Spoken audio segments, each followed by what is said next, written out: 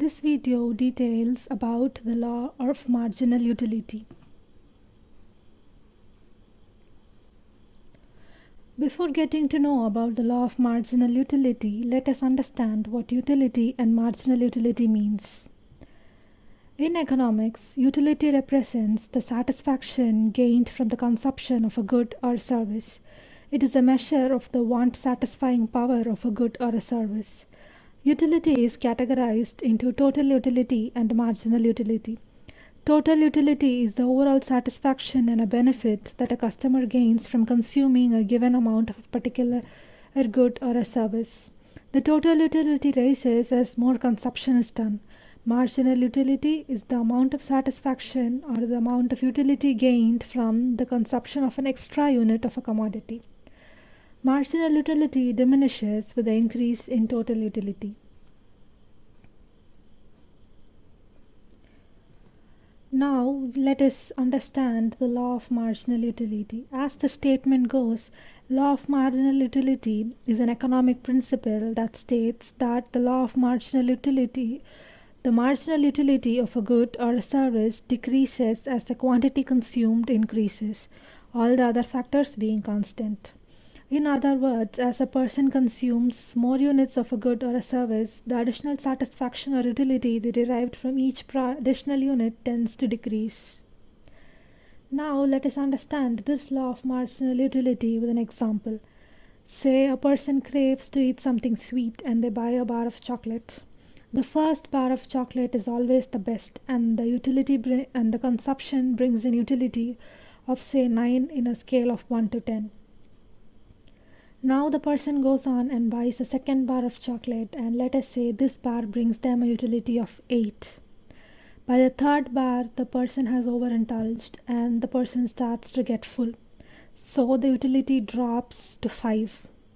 By the fourth bar, the person is so full and this brings only a utility of 2. If the person continues to eat even after they are full, then they experience a 0 or negative satisfaction. So in this example, let us assume that the person stops after the fourth bar. Now let us examine this data again and break down the relationship between utility and demand.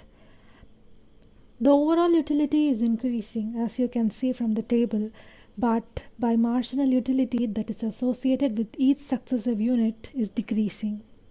Now let us plot this information on a diagram with marginal utility on the y-axis and the bar of chocolate on the x-axis. What you will notice is that we have a high level of marginal utility for the first bar. As the person consumes more and more bars of a chocolate, the marginal utility diminishes or reduces. If I was willing to pay 1 rupee for each unit of utility, I'll be willing to pay up to 9 rupees for the first bar, 8 rupees for the second bar, 5 rupees for the third, and 2 rupees for the fourth. That is because the second bar will bring me an utility of 8 and I am willing to spend 9 on 9 units of the utility or above. So if this price is dropped to 8, I'll be willing to buy 2 bars.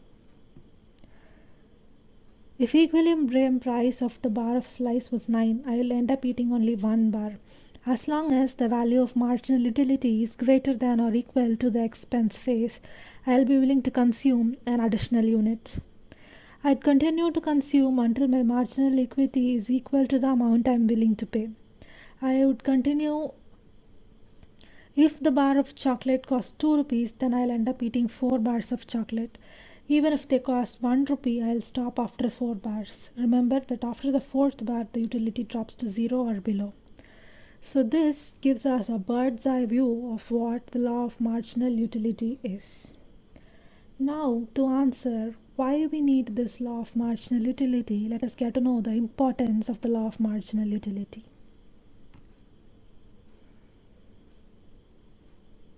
Human wants are based on any characteristics of intensity. As we consume more of a commodity in succession, the marginal utility from consumption of each additional unit of the commodity decreases. The below mentioned are some reasons that justify the importance of law of marginal utility. The first one is the basis of economic law. This law is the basic of the law of economics, which displays a commodity consumption among the consumers. Several other economics laws, such as the law of equimarginal utility and law of demand, are based on the law of marginal utility. The second is the diversity in the consumption and the production pattern. As consumers, we always tend to find new things more appealing after consuming one product for a very long time. Producers often change the packaging, the pattern, and the design of the products, keeping this law in mind. The third one is the taxation. The principle of increasing taxation is also based on the law of diminishing marginal utility. The rate of taxes increases on a person's income as their income increases, because the law of utility for money falls to rise in the falls the rise of income of a person.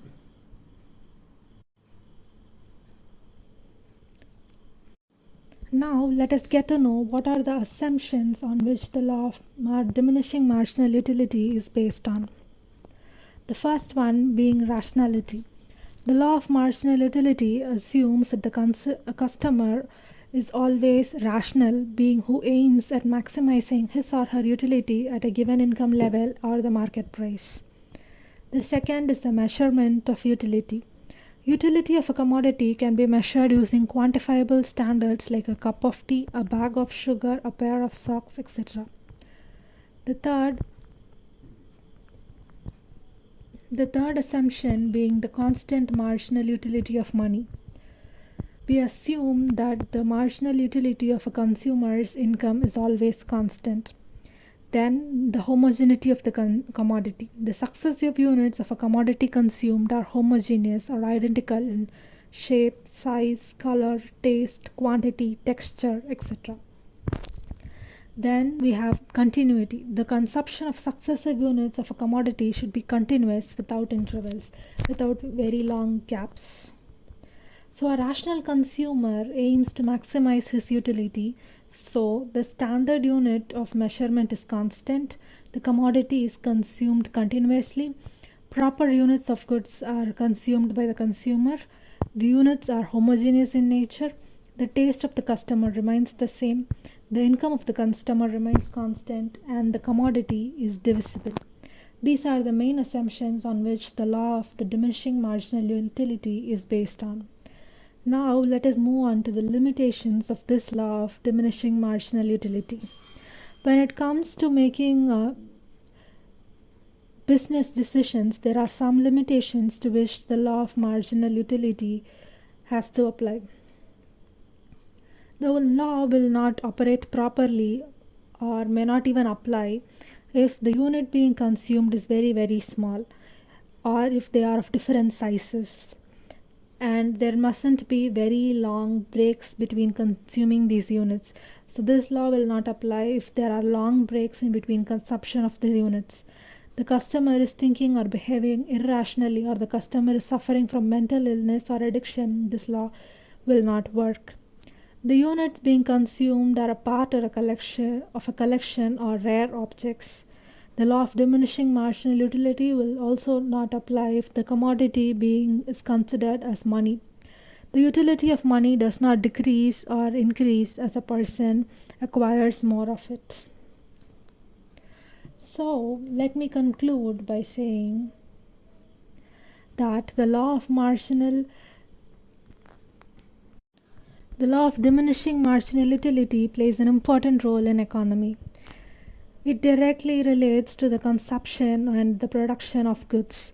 This law states that more of a commodity consumed will result in less satisfaction obtained from it. With the help of this law, we can conclude that more of a commodity, good, or service consumed by the customer may result in less satisfaction from it, which is why the customers look for a change. This law also helps the producers to create products according to the customer's changing requirements. This principle is important in determining how the consumer behavior and the demand for goods or the services will be. This explains why people are willing to pay more for the first unit of good and service rather than the subsequent units. Additionally, it helps the firm to decide how much of a good or product they should produce to maximize the profit. Business can use this law of diminishing marginal utility to understand the customer behavior, the price of their goods and services, and to diversify their offerings. This video was presented by Vaishnav from BTech Biotechnology as a part of our open elective course Managerial Economics.